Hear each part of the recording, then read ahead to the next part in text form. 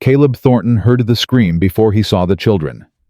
A girl's voice, raw and desperate, cut through the bitter wind. "Don't take him. Please. He's my brother." He turned. 5 children stood in the snow outside the livery, their feet bare, their clothes thin as paper. A man in a bowler hat was dragging the oldest boy toward a wagon, while the others clung to each other, sobbing. Caleb's boots were moving before his mind caught up. He didn't know their names, he didn't know their story, but he knew he wasn't walking away. If you want to follow this family's journey to the very end, subscribe to my channel and leave a comment telling me which city you're watching from. I love seeing how far these stories travel. The snow had been falling since dawn. Caleb Thornton pulled his coat tighter and cursed himself for coming to town at all. He'd needed salt flour and maybe a new axe handle if Perkins had any worth buying. Simple errands, in and out before the storm got worse. But the storm had other plans. Cedar Bluff's main street was nearly empty now, folks hurrying home before the roads turned impassable. Caleb should have been among them. His horse stamped impatiently at the hitching post, breath steaming in the frozen air. He was about to mount up when he heard it. A scream. Not a woman's scream, but close. A girl's voice, young and terrified, slicing through the wind like a knife. "Don't! Please don't take him!" Caleb's head snapped toward the sound. Near the livery, a small crowd had gathered despite the weather. He couldn't see what they were looking at, but he could hear crying now. More than one voice. Children. His gut twisted. He told himself it wasn't his business. Told himself he had enough trouble of his own without borrowing more. Told himself that whatever was happening over there, someone else would handle it. But his boots were already moving. He pushed through the small cluster of onlookers, mostly men with their hands shoved in their pockets, watching like it was a show. None of them moved to help. None of them said a word. Then Caleb saw why. 5 children stood in a ragged line near the livery door. The oldest was a boy maybe 12 with dark hair plastered to his forehead by snow and sweat. He was struggling against a man in a worn bowler hat who had him by the arm, dragging him toward a waiting wagon. Behind the boy, 4 others huddled together. 3 girls and a smaller boy, their arms wrapped around each other like they were trying to hold themselves together by force of will. The smallest girl couldn't have been more than 4. She wasn't crying anymore. She just stood there silent, her bare feet turning blue in the snow. "Let go of me!" The oldest boy wrenched his arm, but the man held fast. "Settle down, boy." The man's voice was patient, almost bored. "You're going to the Prescott Mill. Good work, steady pay. You should be grateful." "I ain't leaving my sisters." "That ain't your choice to make." A girl with blonde braids, maybe 10 years old, lunged forward and grabbed her brother's coat. "You can't take him. You can't." The man in the bowler hat sighed and looked at the crowd. "Someone get this girl off me." No one moved. Caleb's jaw tightened. "What's going on here?" The man turned. He had a narrow face, sharp eyes, and the kind of smile that didn't reach past his teeth. "County business, friend. These children are wards of the territory, being placed into proper homes. By dragging them through the snow, by following the law." The man's smile thinned. "You got a problem with that?" Caleb looked at the children. The oldest boy had stopped struggling. He was staring at Caleb now, his chest heaving, his eyes dark with a desperate kind of hope. The girl with the braids still had hold of her brother's coat. Tears streamed down her face, but her voice was steady when she spoke. "Please, mister. Please don't let them take him. He's all we got." Something cracked open in Caleb's chest. Something he'd kept locked away for 4 years. "Who are you?" he asked the man. "Horace Finch, county placement officer." He said it like it meant something. "And you are?" "Caleb Thornton." "Well, Mr. Thornton, unless you're here to adopt, I suggest you move along. This boy's already been spoken for. The Prescott family needs workers at the mill." "What about the others?" Finch shrugged. "The older girl goes to a boarding house in Laramie. The younger ones—" He waved a hand. "We'll find places, eventually." "You're splitting them up." I'm following procedure. Caleb looked at the children again. 5 faces pale with cold and fear. 5 pairs of eyes watching him like he was the last solid thing in a world that had been crumbling beneath their feet. The smallest girl hadn't moved. Hadn't blinked. Her sister, the one with the braids, had pulled her close, but the little one just stared straight ahead, like she'd already learned that hoping hurt too much. Caleb thought about his wife, about his daughter, about the empty house waiting for him 10 miles west, where the silence was so thick some nights he could barely breathe. He thought about turning around, walking away, going home to his quiet misery, and letting the world keep spinning without him. Then the oldest boy spoke. "Mister." His voice was rough cracked. "Mister, please, I'll do anything. I'll work for you. I won't eat much. Just don't let them take my sisters, please." The girl with the braids tightened her grip on the little one. "We'll be good. We promise. We won't be any trouble." The middle girl, maybe 6 with red hair and freckles, whispered, "Please don't let them split us up." The younger boy, 8 or so, didn't say anything. He just looked at Caleb with eyes that had already seen too much disappointment to risk hoping out loud. And the smallest one, the silent one, finally moved. She reached out one tiny frozen hand toward Caleb. Just reached. Like she was asking a question she didn't have words for. Caleb felt something shift in his chest. Something that had been dead for 4 years, suddenly lurching back to life. "How much?" he heard himself say. Finch blinked. "I'm sorry." "How much to take all 5? The crowd murmured. Finch's eyes narrowed. "All 5. You can't be serious." "I look like I'm joking." Finch studied him, his gaze traveling from Caleb's worn boots to his weathered face. "You got a wife?" "No." "A home?" "Ranch. 10 miles west." "A single man with no wife wants to take 5 children." Finch shook his head. "That's not how this works, Mr. Thornton." "Then tell me how it works." Finch was quiet for a moment. The wind picked up driving snow into their faces. The children huddled closer together, shivering. Finally, Finch spoke. "The county requires a fee for each child. Administrative costs, processing documentation." He named a figure. It was more than Caleb had in his pocket, more than he'd brought to town, but not more than he had buried in a coffee tin under his barn floor. Money he'd been saving for. He didn't even know what anymore. A future that never seemed to come. "I can have it in an hour," Caleb said. Finch's smile returned sharper now. "An hour's too long. The Prescott wagon leaves in 20 minutes and the boy's going with it." "Then I'll have it in 15. Something flickered in Finch's eyes.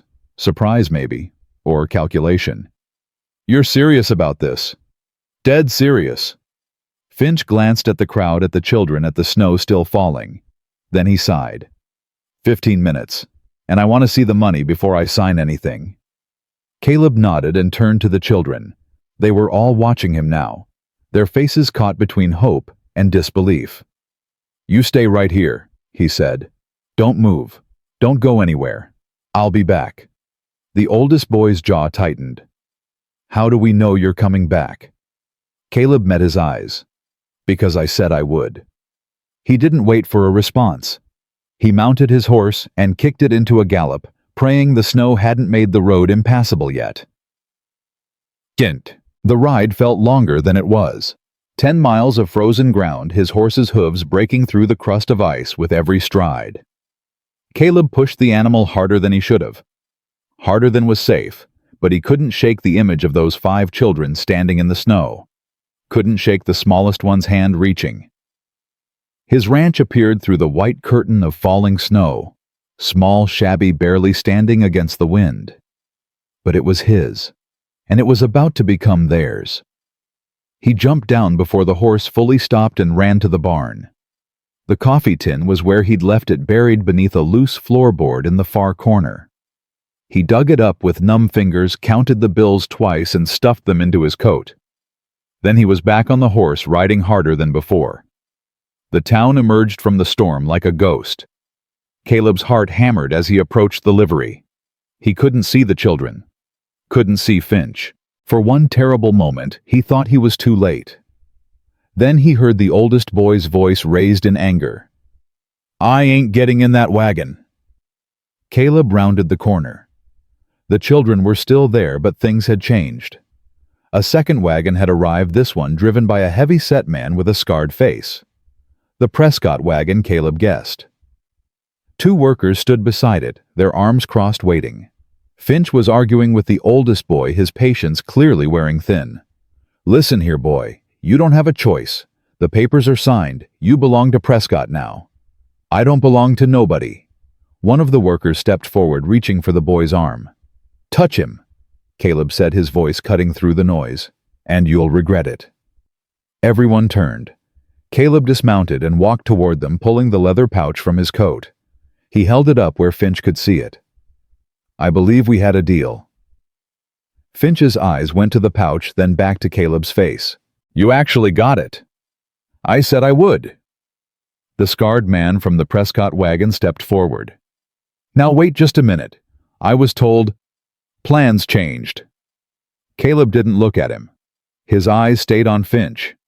"Count it." Finch took the pouch, opened it, and began counting bills. His lips moved silently. The crowd watched in silence. When he finished, Finch looked up. There was something like respect in his eyes. Or maybe just surprise. "It's all here." "Then sign the papers." Finch hesitated. The scarred man grabbed his arm. "Horace, you can't do this. Mr. Prescott is expecting that boy. Do you know what he'll do when he finds out? He'll find another worker." Caleb's voice was flat. "The boy's not for sale." "Everything's for sale in this territory, friend." Caleb turned to face him fully. He was taller than the scarred man, leaner, but there was something in his eyes that made the other man take a step back. "Not today," Caleb said quietly. "Not these children. Not ever." The scarred man looked at Finch, then at the workers, then back at Caleb. For a moment it seemed like he might push the issue. Then he spat in the snow and turned away. "Prescott's going to hear about this," he said over his shoulder. "You just made yourself an enemy, mister." The wagon rattled away into the storm. Caleb watched it go, then turned back to Finch. "The papers." Finch pulled a ledger and a pen from his coat. He wrote quickly, his handwriting cramped and hurried. Then he produced a single sheet of paper and handed it to Caleb. "Sign here. They're yours now. Legal and binding." Caleb signed without reading. He didn't care about the words. He only cared about the 5 faces watching him from across the snow.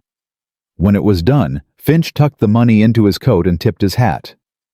"Good luck, Mr. Thornton. You're going to need it." He walked away without looking back.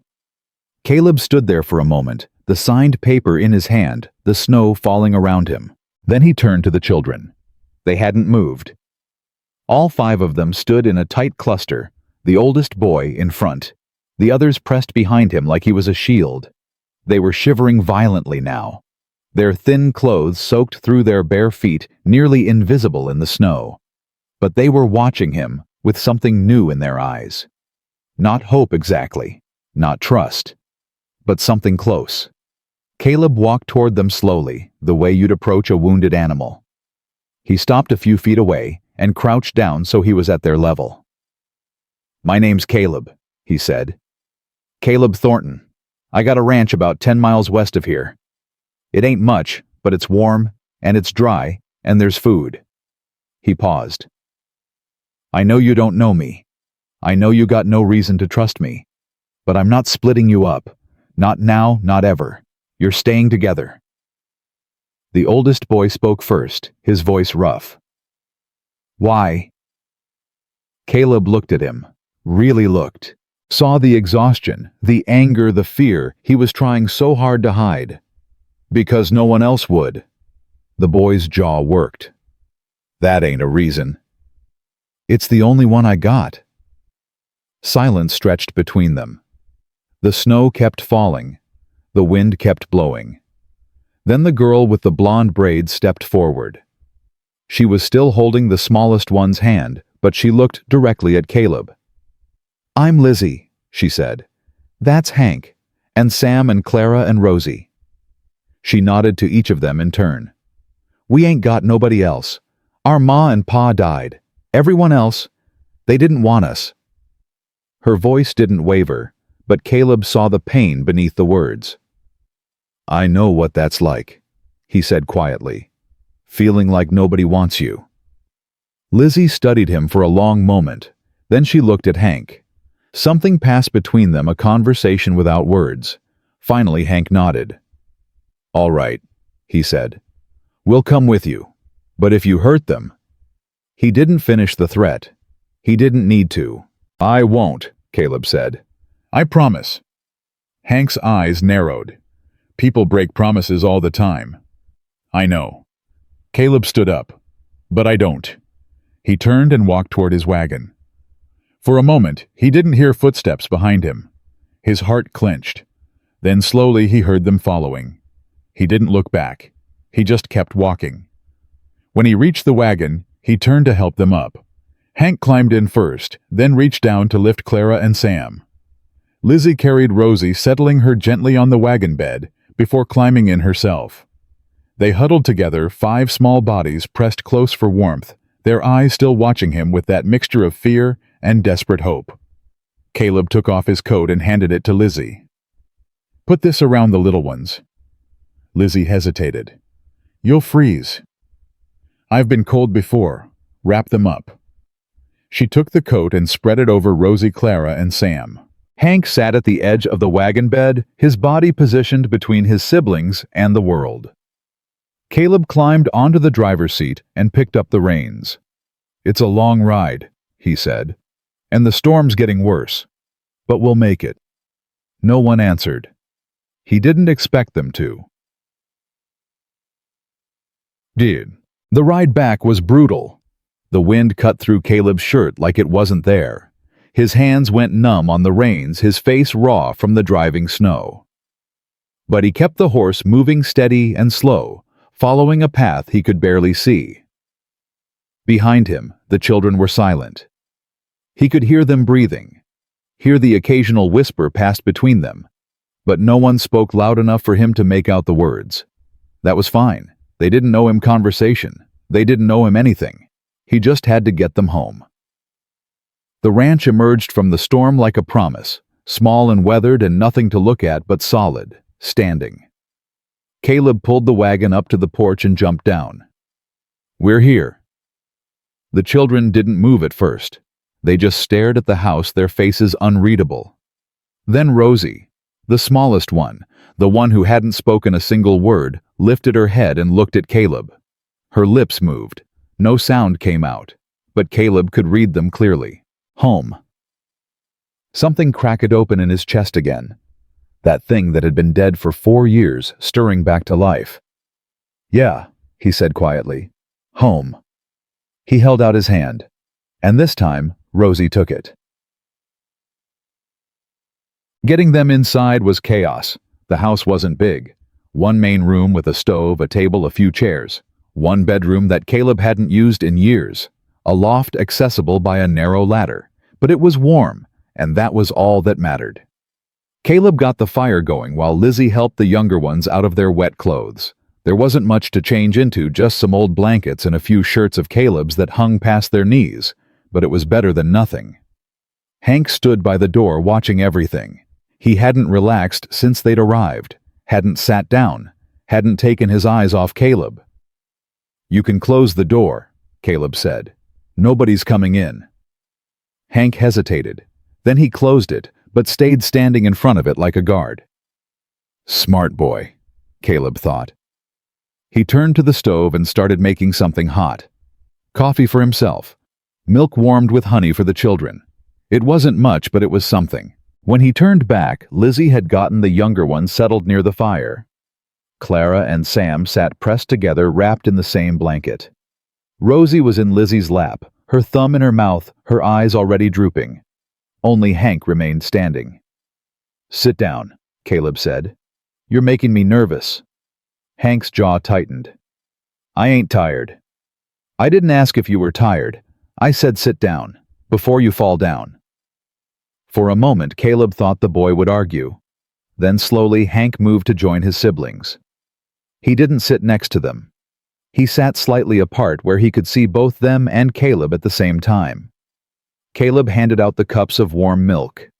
Clara took hers with both hands, drinking so fast she nearly choked. Sam sipped his, slowly watching Caleb over the rim. Rosie wouldn't take hers. She just stared at it.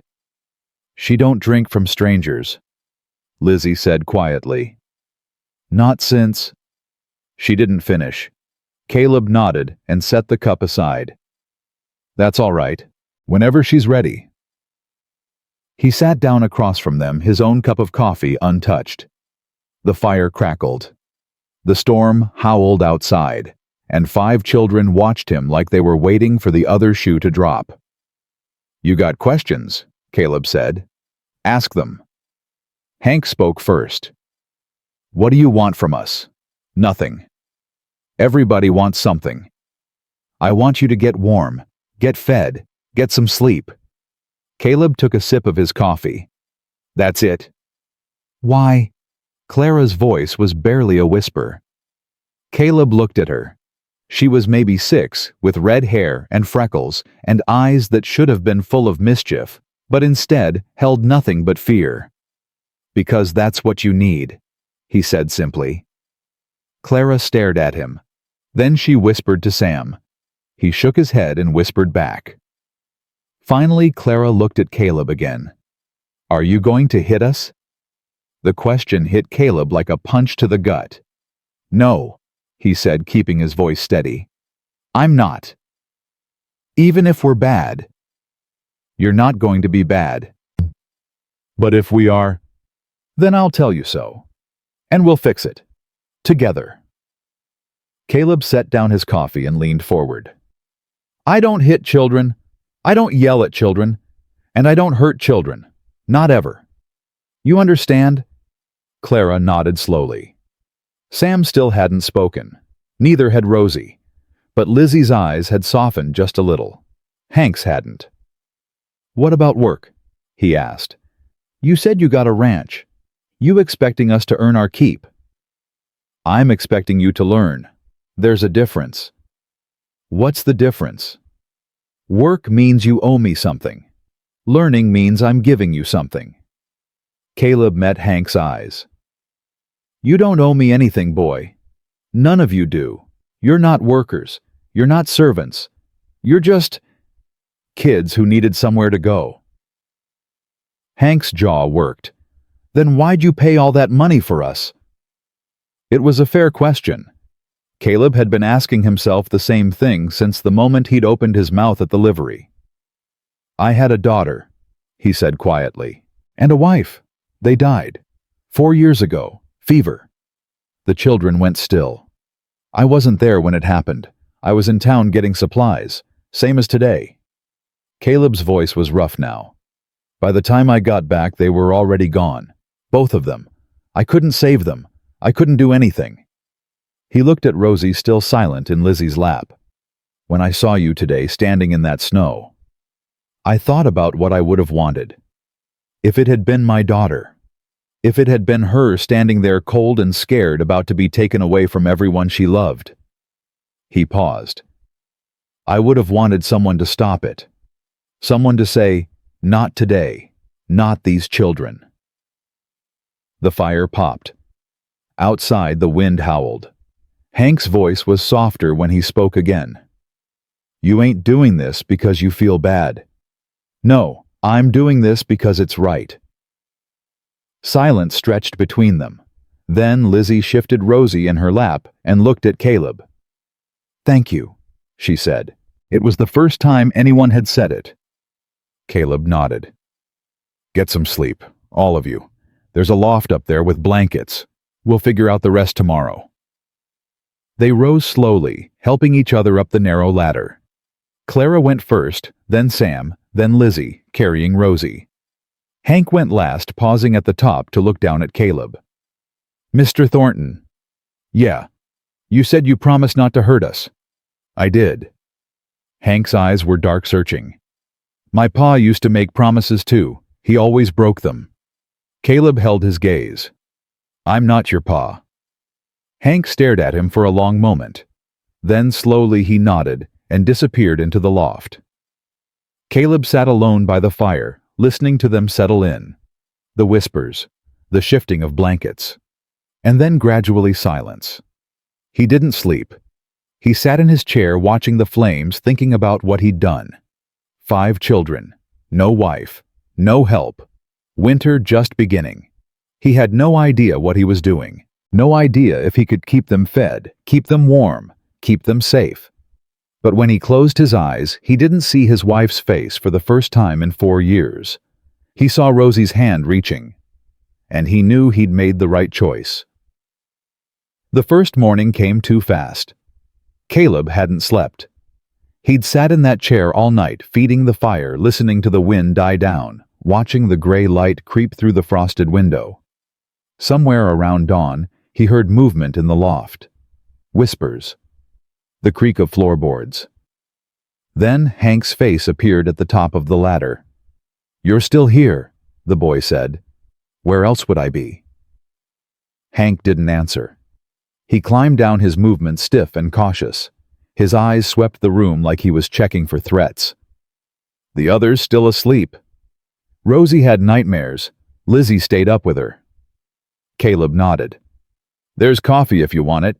Ain't hot anymore, but it's something. Hank poured himself a cup without speaking. He stood by the stove, warming his hands, watching Caleb over the rim. You look tired, the boy said finally. I'm fine. You didn't sleep. I said I'm fine. Hank's jaw tightened, but he didn't push. He just stood there drinking cold coffee, waiting. Caleb understood. The boy was testing him, seeing if last night's promises would hold in the light of day. I need to check on the animals, Caleb said. You want to come? Hank hesitated. What about the others? They can sleep, won't take long. Another pause. Then Hank set down his cup. All right. They walked to the barn together, their boots crunching through the fresh snow. The storm had passed, leaving the world white and still. Caleb's horse nickered when they entered, and the few chickens in the corner clucked nervously. Ain't much, Caleb said. Horse chicken's a milk cow that's about to calve. Had more once. What happened? Sold them. Didn't need them anymore. Hank grabbed a pitchfork without being asked and started spreading hay. His movements were practiced, efficient. This wasn't his first time working a barn. You've done this before, Caleb said. My pa had a farm, before he died. What happened to it? Bank took it. Hank's voice was flat. Said we owed money. Didn't matter that Ma was sick and Pa was dead. They took it anyway. Caleb's chest tightened. And your Ma? Fever got her 3 months later. Same one that got Pa. Hank stabbed the pitchfork into the hay pile. County came the next day. Split us up that same week. How long were you apart? 2 months. Hank's hands tightened on the handle. Rosie stopped talking the first week. Sam started wetting the bed again. Clara. He stopped. Clara what? The family that took her. The husband he... Hank's voice cracked. She won't let any man touch her now. Not even me sometimes. Something cold and sharp twisted in Caleb's gut. Did he... I don't know. She won't say. But when I found her again, she had bruises on her arms. Caleb was quiet for a long moment. Then he spoke, his voice low and hard. That man got a name. Hank looked at him surprised. Why? Just asking. Jameson, Frank Jameson. Has a farm east of Laramie. Hank's eyes narrowed. Why do you want to know? Caleb didn't answer. He just filed the name away and kept working. They finished the barn chores in silence. When they walked back to the house, Lizzie was awake, standing at the window with Rosie in her arms. I was worried, she said when they came in. Nothing to worry about. Caleb stamped the snow off his boots. Just checking on the animals. Lizzie's eyes moved from Caleb to Hank. Something passed between the siblings, some silent question and answer that Caleb couldn't read. Then Lizzie nodded. The little ones are hungry. I'll make something. Caleb moved to the stove and started pulling out what he had. It wasn't much. Some flour, a few eggs, the last of the salt pork. He'd need to go back to town soon, but not today. Today he needed to stay. You cook? Lizzie asked, surprised. Had to learn. Your wife didn't. She stopped, her face flushing. I'm sorry. I didn't mean. It's all right. Caleb cracked an egg into a bowl. She did. Before she died. Yeah. Lizzie was quiet. Then she shifted Rosie to her other hip and stepped closer. What was her name? Caleb's hands stilled on the bowl. He hadn't spoken her name out loud in 4 years. Sarah, he said finally. Her name was Sarah. That's pretty. She was pretty. Caleb started mixing the batter. Prettiest woman in the territory, people used to say. Don't know what she saw in me. Maybe she saw what we saw. Caleb looked up. What's that? Lizzie's eyes were soft, older than her 10 years. Someone who'd stand in the cold for strangers. Before Caleb could respond, Clara and Sam came down the ladder, rubbing sleep from their eyes. The moment shattered, replaced by the chaos of hungry children and too few chairs and a pan of pancakes that came out slightly burned on one side. But nobody complained. They ate together at the small table, elbows bumping plates, scraping the silence, slowly filling with small sounds. Sam asked for more. Clara actually smiled at something Hank whispered to her. And Rosie, still in Lizzie's lap, reached out and took a piece of pancake from her sister's plate.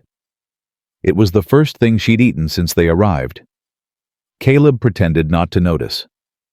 But something warm spread through his chest, something he'd forgotten he could feel. After breakfast, he started showing them the ranch. Not working them, just showing. The well, and how to draw water. The chicken coop, and how to collect eggs without getting pecked. The wood pile and the axe, and the way you had to split logs with the grain, not against it. Hank learned fast. Sam was eager but clumsy.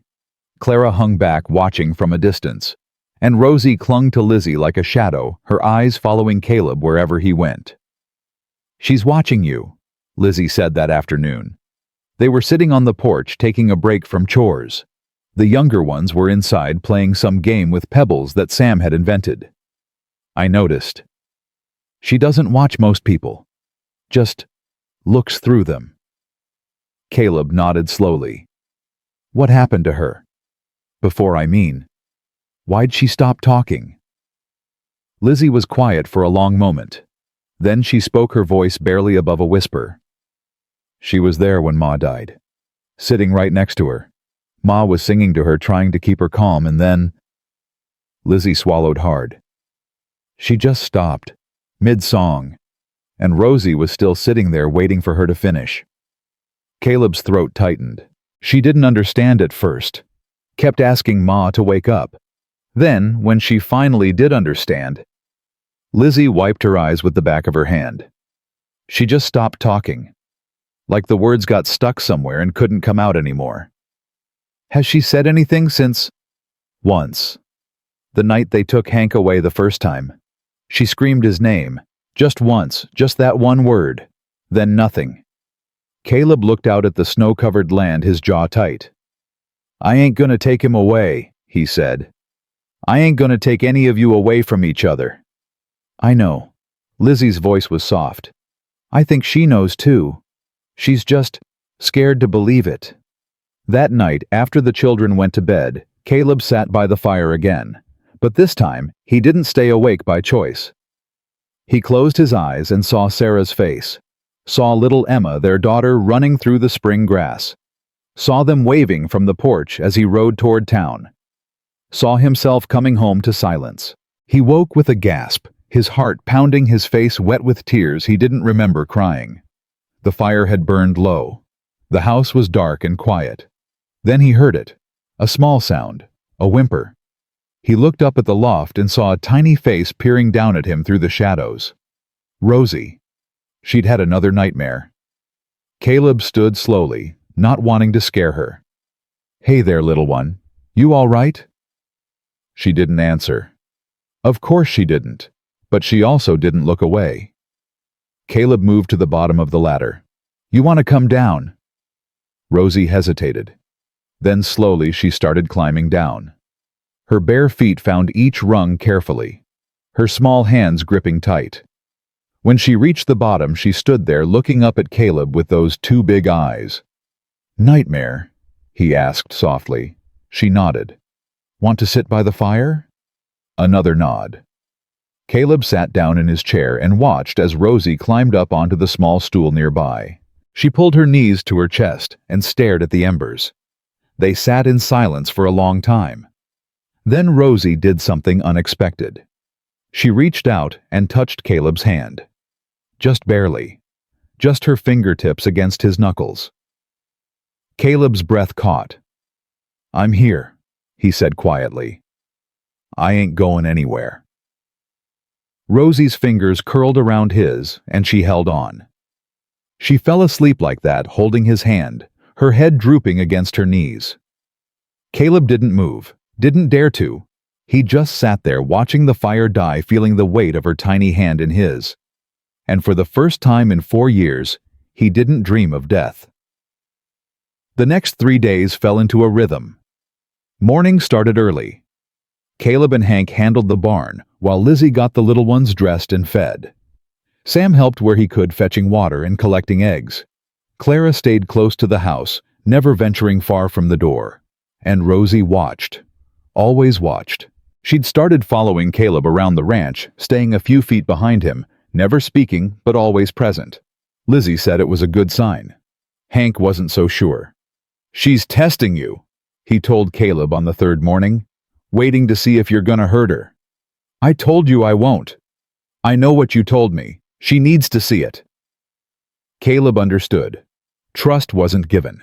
It was earned. And these children had every reason not to trust anyone. But slowly, things were changing. Sam started talking more, asking questions about the ranch, about the horses, about what kind of animals lived in the mountains. Clara let Caleb hand her a cup of milk without flinching. Hank's shoulders lost some of their tension, though. His eyes never stopped watching. And Lizzie. Lizzie started asking about Sarah. "What was she like?" she asked on the 3rd evening while Caleb was teaching her how to mend a torn shirt. "Kind," Caleb said. "Too kind for her own good sometimes. She used to bring food to anyone who was sick or struggling, even if we didn't have much ourselves." "She sounds nice." She was. Caleb's needle paused. "She would have liked you." Lizzie looked up. "You think so?" "I know so. She always wanted a big family. A house full of noise and laughter." His throat tightened. "We only had Emma, and then—" "Emma was your daughter?" "Yeah. She was 6 when she died, same as Clara." Lizzie was quiet. Then she reached out and touched Caleb's arm. "I'm sorry." Caleb nodded. He didn't trust his voice. That night, the 5th night since he'd brought them home, Caleb was startled awake by the sound of hoofbeats. He was on his feet before his eyes were fully open, his hand reaching for the rifle above the door. Outside, the hoofbeats stopped. Then came a knock. Not pounding, not threatening. Just a knock. Caleb moved to the door. "Who's there?" "Sheriff McAllister." Caleb's jaw tightened. He opened the door. Bill McAllister stood on the porch, his hat dusted with snow, his face grim. He was alone. "Bill, it's the middle of the night." "I know." The sheriff's voice was low. "We need to talk." Caleb stepped outside and closed the door behind him. "What's going on?" "Prescott knows." Caleb's blood went cold. "Knows what?" "About the kids. About you. About everything." McAllister rubbed his jaw. "He came to my office this afternoon. Him and that snake Finch. They're saying you ain't fit to keep those children. On what grounds? Single man. No wife, no family, no references. McAllister's eyes were troubled. They're saying you might have improper intentions. Rage flashed through Caleb, hot and sharp. That's a lie. I know it is, but Prescott doesn't need it to be true. He just needs enough people to believe it. What's he want? The oldest boy, same as before, says he'll drop the whole thing if you just hand him over. Caleb's hands curled into fists. Not happening. I figured you'd say that. McAllister sighed. But Caleb, you need to understand what you're up against. Prescott owns half this county. He's got the judge in his pocket, the county clerk, half the businesses in town. If he wants those kids, he'll find a way to take them. Then I'll fight him. With what? You got money for a lawyer. Got witnesses who'll testify against the richest man in the territory. Caleb was silent. I ain't saying give up, McAllister said quietly. I'm saying be smart. Prescott's coming for you. Maybe not tomorrow, maybe not next week, but soon. You need to be ready. Ready how? I don't know. The sheriff shook his head. But I do know this: a single man with 5 kids and no wife looks suspicious to folks who want to see suspicious. You want to protect those children. You might need to change how things look. He mounted his horse without another word.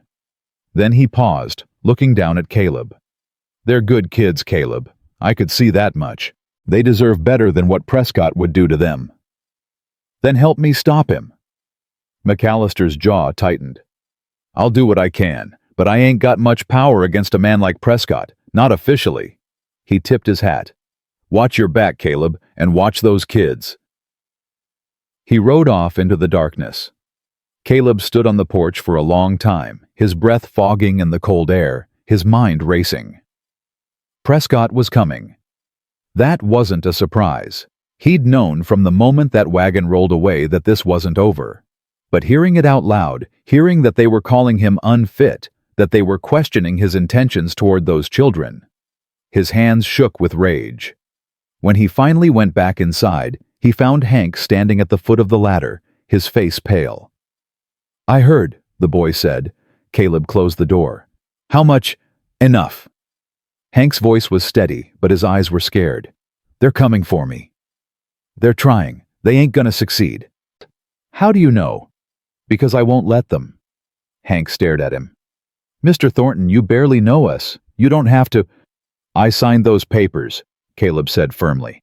I made a promise. To you, to your sisters and brother, to myself. I ain't breaking it. But if Prescott can go to hell. Hank's eyes widened. Then slowly something shifted in his expression.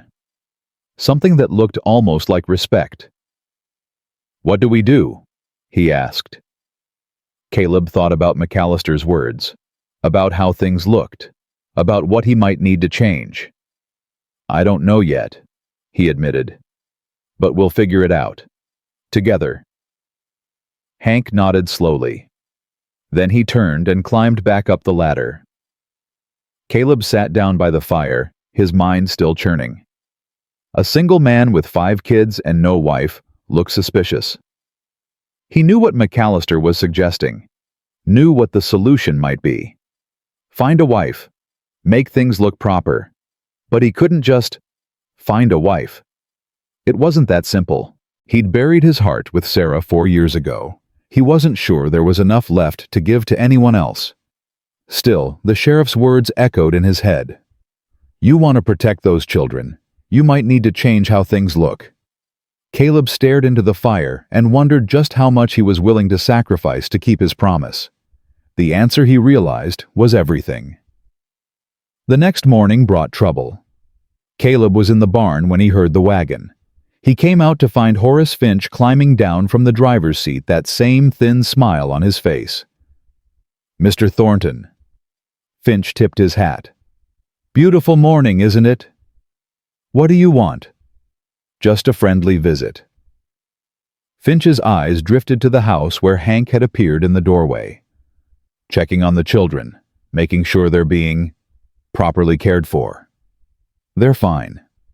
I'm sure they are. Finch pulled a folded paper from his coat. But I'm afraid there's been a complaint. A formal complaint filed with the county regarding your fitness as a guardian. Caleb's jaw tightened.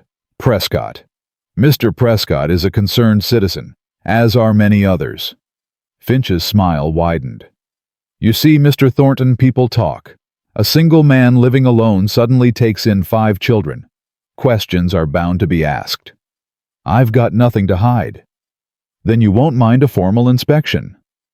Finch held out the paper.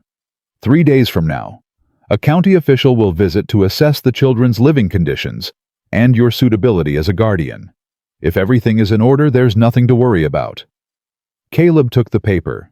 His hands were steady, but his heart was pounding. And if this official decides I'm not suitable, then the children will be removed and placed in more appropriate homes. Finch's smile never wavered. It's all very standard, I assure you. He climbed back onto his wagon. 3 days, Mr. Thornton. I'd suggest you make a good impression. He drove away. Caleb stood in the yard, the paper clenched in his fist, watching until the wagon disappeared. 3 days. He had 3 days to prove he was fit to keep these children, and if he failed, he'd lose them all. Caleb didn't sleep that night either. He sat at the table with the paper Finch had given him, reading the same words over and over until they blurred together. Formal complaint. Fitness assessment. Removal of minors. 3 days.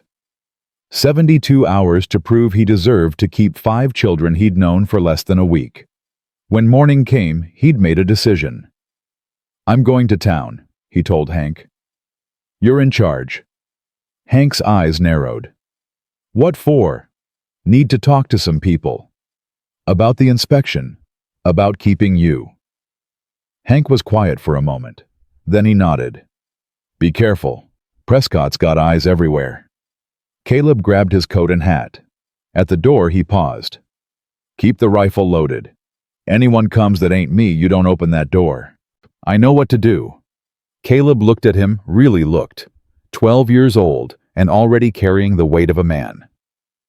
I know you do, he said quietly. That's why I'm trusting you. The ride to Cedar Bluff took 2 hours in the fresh snow. Caleb pushed his horse harder than he should have, his mind churning with every step. He needed help, real help. Not just sympathy or kind words, but someone willing to stand up against Prescott. The question was, who? Sheriff McAllister was his first stop. The office was empty when Caleb arrived, but he found Bill at the saloon nursing a cup of coffee and looking like he hadn't slept either. Caleb. McAllister gestured to the chair across from him. Sit down. I got the papers yesterday. I heard. The sheriff's jaw tightened. Finch didn't waste any time. 3 days, Bill. They're giving me 3 days. I know. What can I do? McAllister was quiet for a long moment. He stirred his coffee without drinking it. You need witnesses, he said finally. People who will vouch for you. Say you're a good man, that those kids are safe with you. Who's gonna do that? I've been a hermit for 4 years. Most folks in this town don't even know my name. Then you better start making friends fast. Caleb's hands clenched on the table. What about you? You could testify. I will, but my word alone won't be enough. Not against Prescott. So what else? McAllister looked at him, his eyes troubled. You ain't gonna like this. Say it anyway. You need a wife. Caleb felt like he'd been punched. What? A woman. Someone respectable. Someone who can stand next to you and tell the county that those children have a proper home. McAllister held up a hand. I know what you're thinking. I know about Sarah. But this ain't about love, Caleb. This is about survival. I can't just marry someone. It don't work like that. It used to. The sheriff's voice was flat. Men used to take wives for all sorts of reasons. Protection, partnership, practicality. Love was a luxury most folks couldn't afford. Caleb shook his head. Even if I wanted to, who would have me? A broke rancher with 5 orphans and an enemy like Prescott. You might be surprised. Something in McAllister's tone made Caleb pause. What do you know? There's a woman, Margaret Cole, runs the general store since her husband passed. I know who she is. She's been asking about you. Caleb's eyebrows rose. Asking what?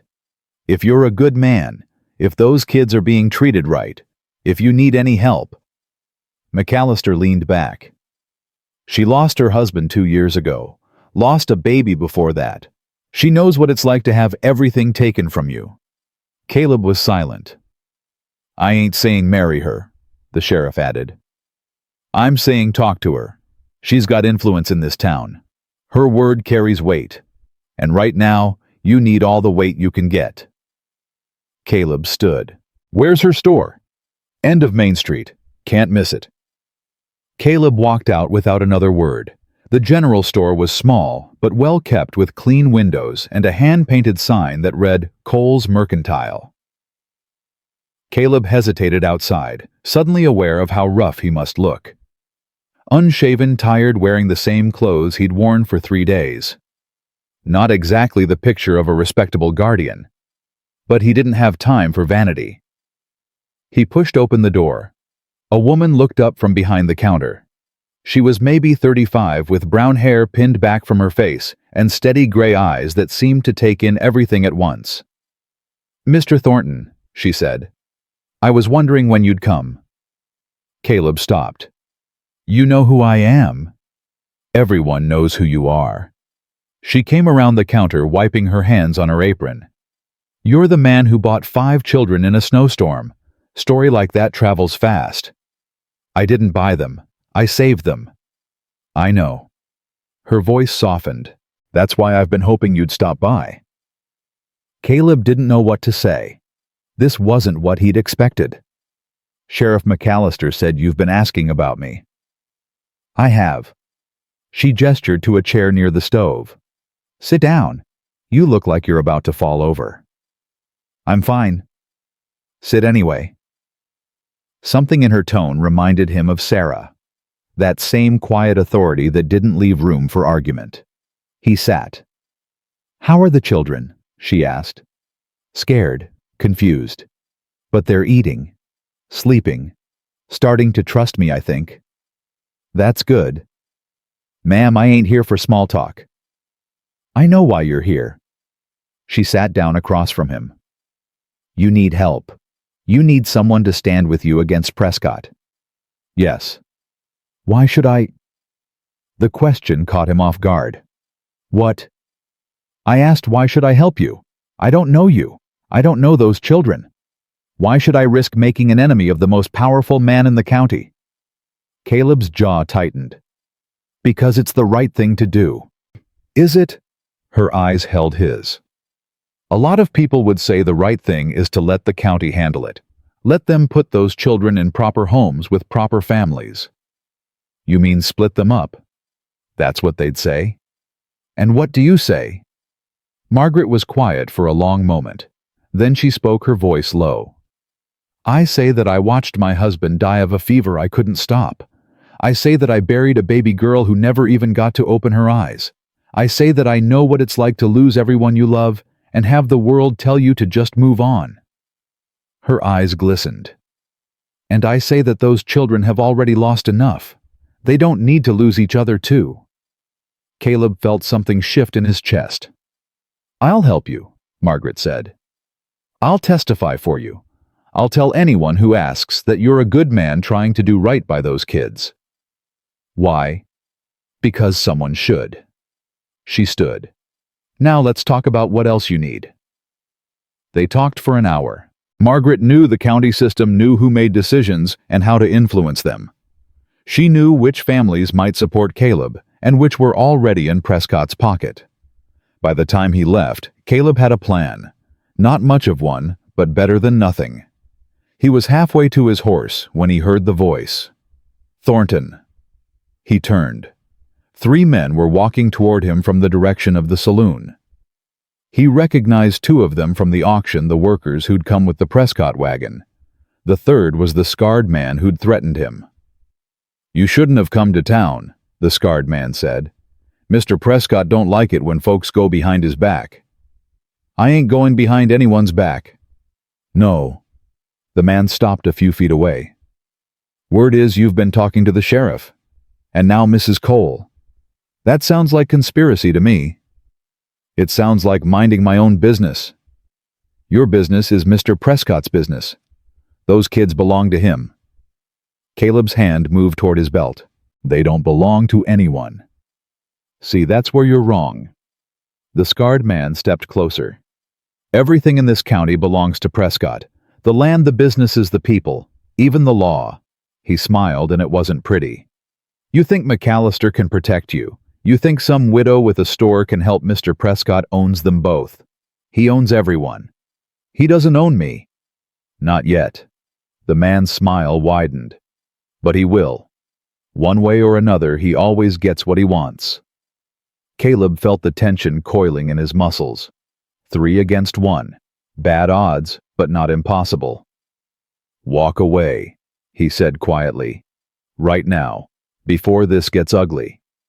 Or what you'll shoot us." The man laughed. "Go ahead.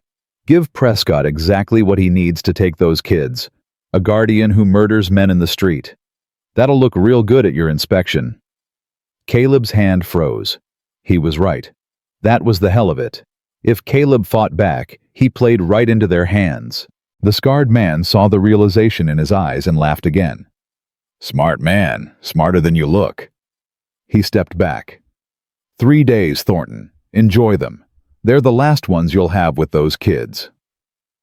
They walked away, still laughing.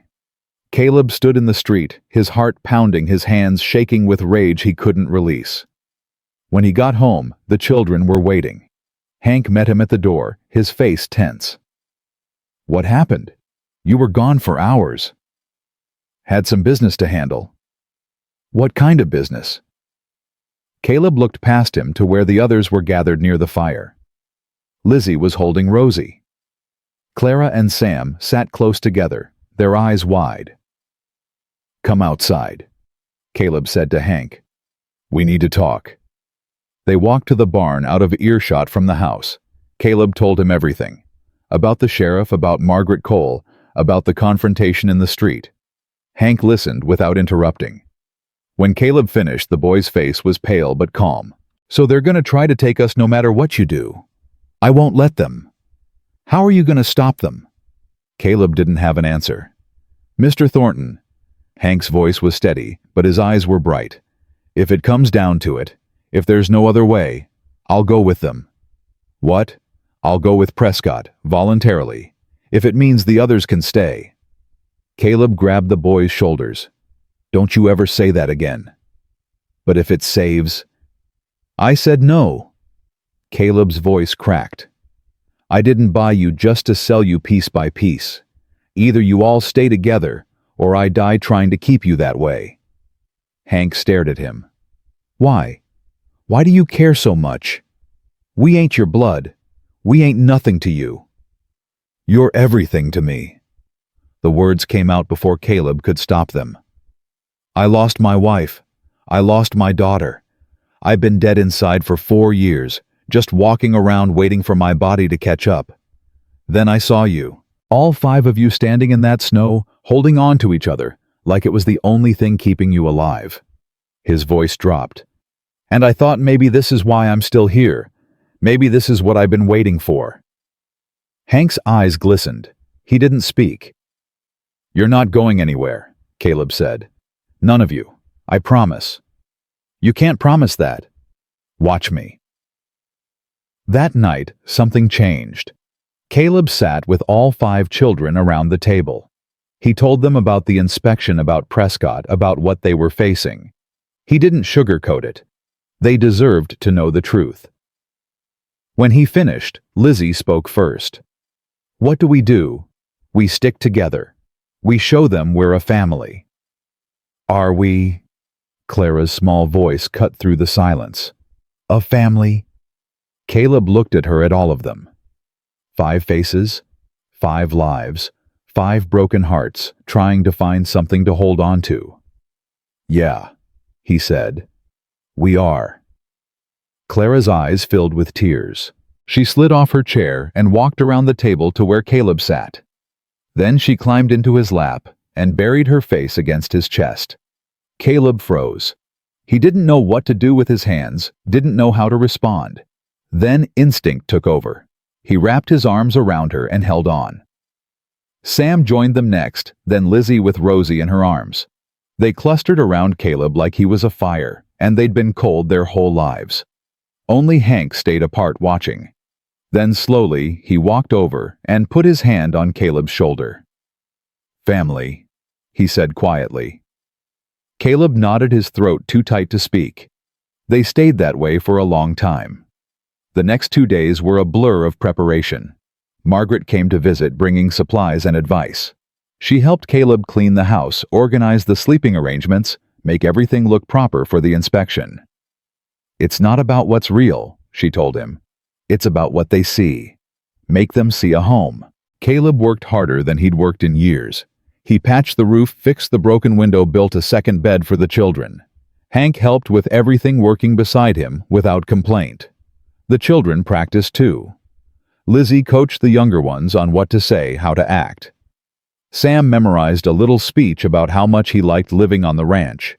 Even Clara agreed to talk to the inspector, though her voice shook when she practiced. Only Rosie stayed silent.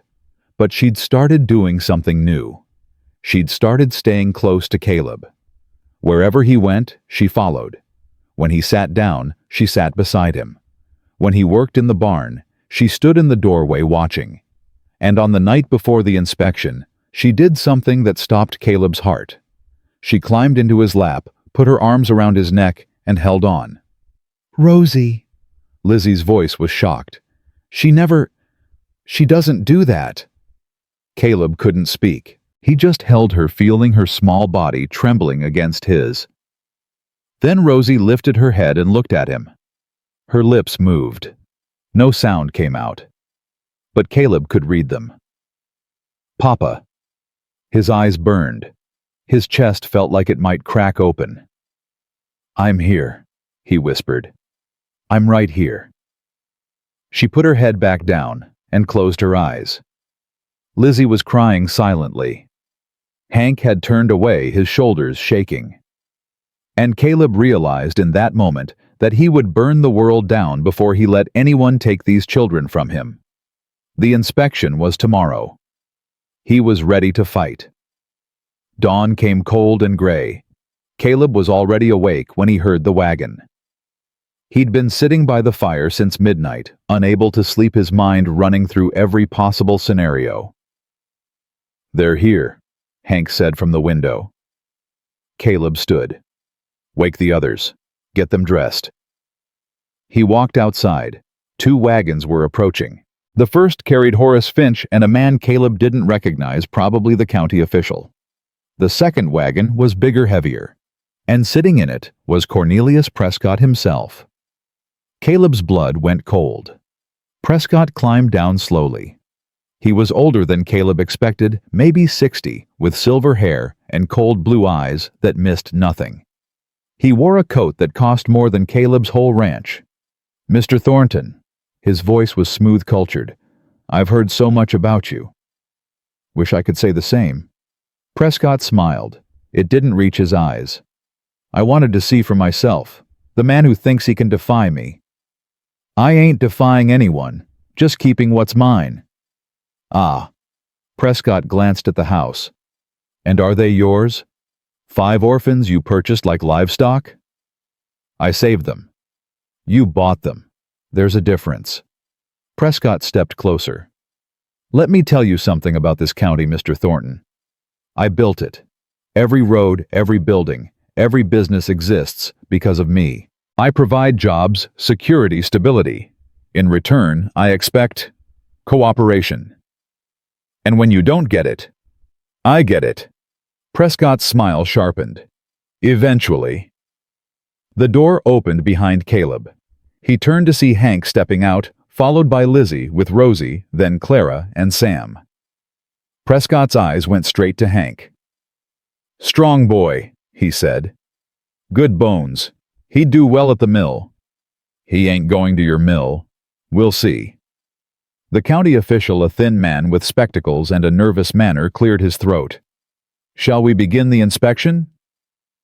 What followed was the longest hour of Caleb's life. The official, whose name was Henderson, walked through every inch of the house. He checked the food stores, the sleeping arrangements, the water supply. He asked questions about routines, about discipline, about education. Caleb answered as best he could, feeling Prescott's eyes on him the whole time. Then Henderson turned to the children. "I'd like to speak with each of them, alone." Caleb's gut clenched. Why alone? Standard procedure. To ensure they feel free to speak honestly. "They can speak honestly with me here." "Mr. Thornton." Finch's voice was oily. "Surely you have nothing to hide." Caleb looked at Hank. The boy gave a tiny nod. "Fine. But I'll be right outside." Henderson spoke with Hank first, then Lizzie, then the younger ones. Each conversation lasted about 10 minutes. Caleb paced outside the house like a caged animal trying to hear through the walls. When Henderson finally emerged, his face was unreadable. "Well," Prescott's voice was impatient. "The children seem healthy, adequately fed, no signs of mistreatment." "And their testimony?" Henderson hesitated. "They spoke highly of Mr. Thornton." "Of course they did. He coached them." "I don't believe so. The youngest girl—" Henderson paused. "She doesn't speak according to her siblings, a trauma response. But during our interview she held on to Mr. Thornton's coat the entire time, wouldn't let go."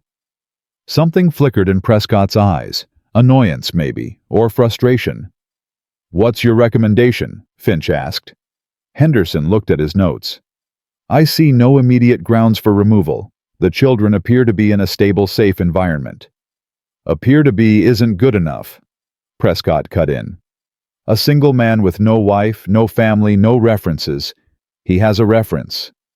Everyone turned. Margaret Cole stood at the edge of the property, wrapped in a heavy coat, her chin lifted.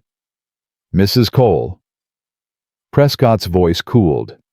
"This is a private inspection." "It's a county inspection. I have a right to testify." She walked forward, her eyes never leaving Henderson. "I've known Caleb Thornton for years. He's an honest man, a hard worker, and he's treated those children with more care than anyone in this county would have." "You barely know him," Finch sputtered. "I know enough." Margaret stopped beside Caleb. "I know he rode through a blizzard to save 5 children from being sold like cattle. I know he's spent every day since making sure they're fed and warm and safe. I know he's a better guardian than anyone Prescott would appoint." Prescott's face went rigid. "You're making a mistake, Mrs. Cole." "No, I made a mistake when I stayed silent for too long. Not anymore." The air crackled with tension. Henderson cleared his throat again. "I believe I have everything I need. I'll submit my report to the county within the week." "And until then," Caleb asked, "the children remain in your custody, pending the final decision." Prescott's jaw tightened. He looked at Caleb with something close to hatred. "This isn't over," he said quietly. "Not by a long shot." He climbed back into his wagon. Finch followed, his face dark with anger. They drove away without another word. When they were gone, Caleb let out a breath he'd been holding for an hour. "Thank you," he said to Margaret. "You didn't have to do that." "Yes, I did." She looked at the house where 5 small faces watched from the window. Those children needed someone to fight for them. Now they have 2. That night, Caleb sat on the porch and watched the stars. The inspection had gone better than expected. Henderson seemed fair, seemed to actually care about the children's welfare. But Prescott's final words echoed in his mind. This isn't over. He knew Prescott wouldn't give up. Men like that never did. They just changed tactics. The door opened behind him. Hank came out and sat down. "You should be asleep," Caleb said. "So should you." They sat in silence for a moment. Mr. Thornton. Yeah. Rosie talked to Henderson. Caleb turned. What? Not out loud, but she wrote something, with her finger, on his hand. What did she write? Hank's voice was thick. Home. Caleb closed his eyes. We're gonna be okay, Hank said. Ain't we? Caleb put his hand on the boy's shoulder. Yeah, he said. We are. But even as he said it, he knew the fight was just beginning. Somewhere in the darkness, Prescott was planning his next move, and Caleb would have to be ready. 3 days passed in uneasy quiet. Caleb knew better than to trust it. Prescott wasn't the kind of man who gave up. He was the kind who waited, watched, and struck when you weren't expecting it. So Caleb stayed alert, kept the rifle loaded, kept the children close. On the 4th morning, Margaret rode out to the ranch with news. Henderson submitted his report, she said, still breathless from the ride. The county accepted it. You're officially their guardian. Caleb's knees nearly buckled. It's done. It's done. Legally, permanently, those children are yours. Hank appeared in the doorway. What's happening? It's over, Caleb said. We won. For a moment, nobody moved. Then Lizzie let out a sob and threw her arms around Caleb's waist. Sam and Clara piled on, and even Hank's face cracked into something that might have been a smile. Rosie stood apart watching. Then she walked over, tugged on Caleb's sleeve, and raised her arms. He picked her up without thinking. She buried her face in his neck. Home, she whispered. Caleb's heart stopped. What did she say? Lizzie's voice was shaking. Home. Caleb's eyes burned. She said home. Lizzie started crying harder. Hank turned away, his shoulders trembling. Margaret watched from the porch, her own eyes glistening. I'll leave you to celebrate, she said softly. You've earned it. Stay. The word came out before Caleb could stop it. Please, stay for dinner. Margaret hesitated, then she smiled. I'd like that. That night was the first time the house felt truly full. Margaret helped Lizzie cook, while Caleb played a clumsy game of checkers with Sam. Clara sat with Hank, asking him endless questions about horses, and Rosie stayed in Caleb's lap the entire time, her small hand gripping his shirt. When dinner was ready, they squeezed around the table, elbows bumping, voices overlapping. It was chaotic and loud and absolutely perfect. To family, Margaret said, raising her cup. To family, the children echoed. Caleb looked around the table at all of them. These people who'd stumbled into his life just weeks ago and somehow become everything. To family, he said quietly. After the children went to bed, Caleb and Margaret sat on the porch. Thank you, he said, for everything. You don't need to thank me. I do. He looked at her. You risked a lot standing up to Prescott. You didn't have to do that. Margaret was quiet for a moment. My husband used to say that the measure of a person isn't what they do when it's easy. It's what they do when it's hard. Sounds like a wise man. He was. Her voice softened. I miss him every day, but I've learned that missing someone doesn't mean you stop living. It means you carry them with you while you keep going. Caleb thought about Sarah, about Emma, about the 4 years he'd spent not living, just existing. I'm starting to understand that, he said. Margaret looked at him, her gray eyes warm in the moonlight. I'm glad. Something passed between them. Something unspoken but real. Then Margaret stood. I should go. It's a long ride back. You could stay. The loft is... I know. She smiled. But I should go. For now. Caleb walked her to her horse. As she mounted, she paused. Caleb. Yeah. This isn't over. You know that, right? Prescott won't accept this. I know. Be careful. He's dangerous when he's cornered. I will. She rode off into the darkness. Caleb watched until he couldn't see her anymore. Then he went back inside, checked on the children, and sat by the fire. For the first time in weeks, he let himself believe that maybe, just maybe, things would be all right. He was wrong. It happened 2 nights later. Caleb woke to the smell of smoke. He was on his feet before his eyes were fully open, his heart already pounding. The smell was coming from outside, thick and acrid. "Hank." He ran to the loft ladder. "Hank, get the children up. Now." "What's happening?" Hank's voice was groggy. "Fire! Move!" Caleb ran outside. The barn was burning. Flames licked up the walls, orange and hungry, devouring the dry wood like it was paper. The horse was screaming inside a terrible sound that cut through the roar of the fire.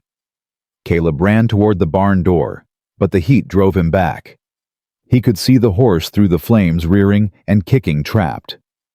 "Mr. Thornton!"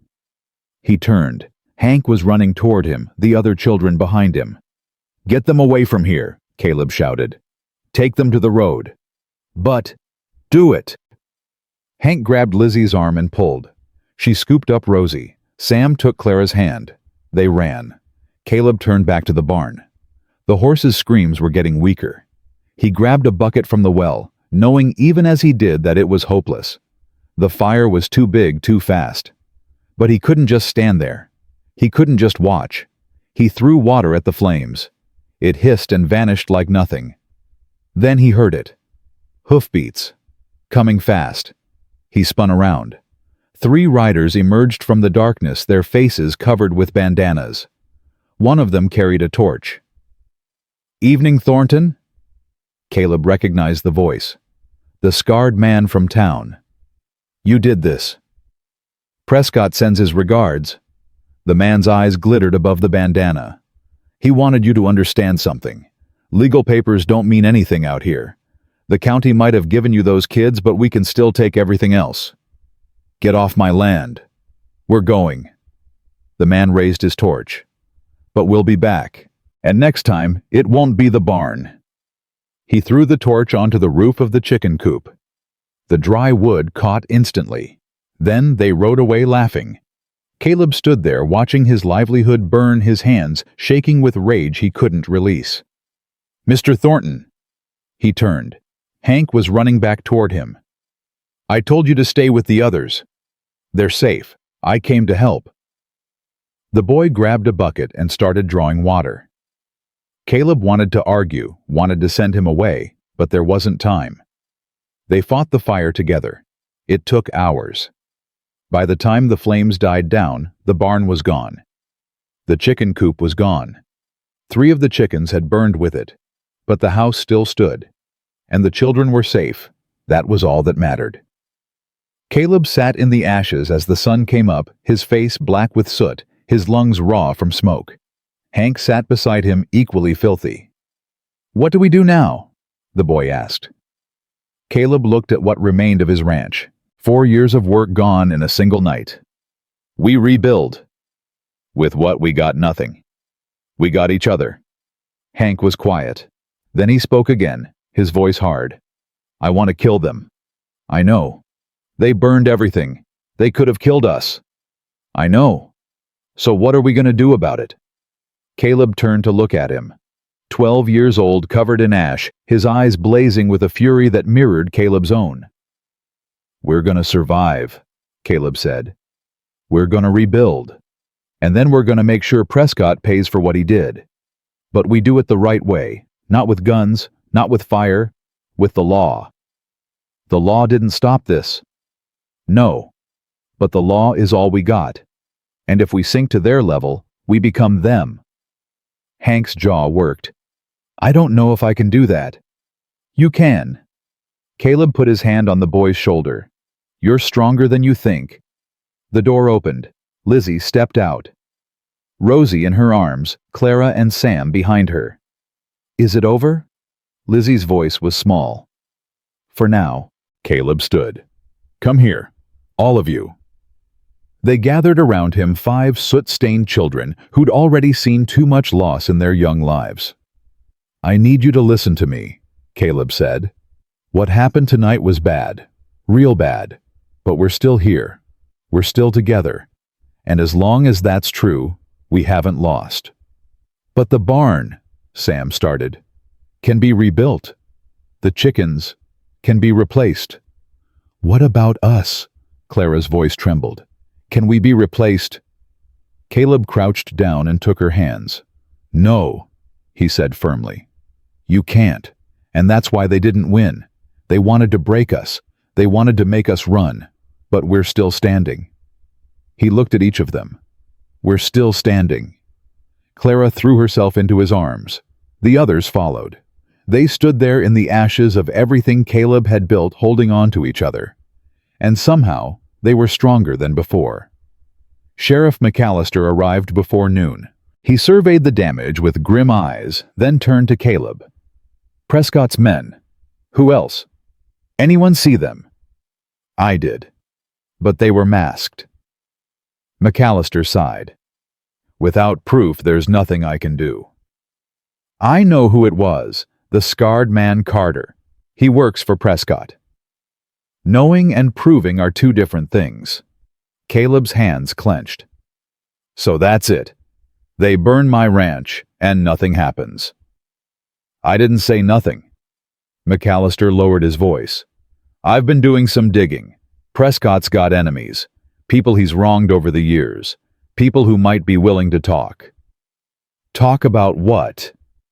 About where his money really comes from, about the accidents at his mill, about the children who've disappeared into his workforce and never been seen again. Caleb's blood ran cold. Disappeared. Rumors. But rumors have a way of becoming facts when enough people start asking questions.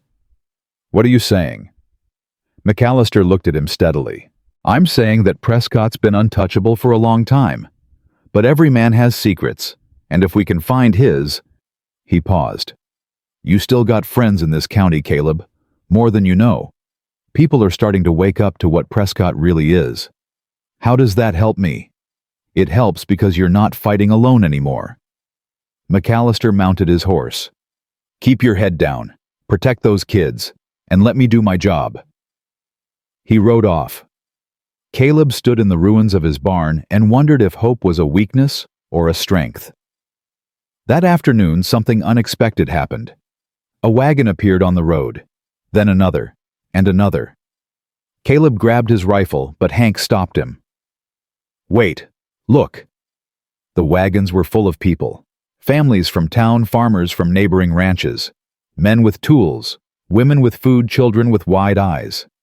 And at the front, leading them all, was Margaret Cole. What is this? Caleb asked as she climbed down. This is Cedar Bluff, she said simply. We heard what happened. We came to help. But why most of these people don't even know me? They know what you did. They know you saved those children, and they know that what Prescott did was wrong. Margaret's eyes were fierce. You're not alone, Caleb. Not anymore. A man stepped forward.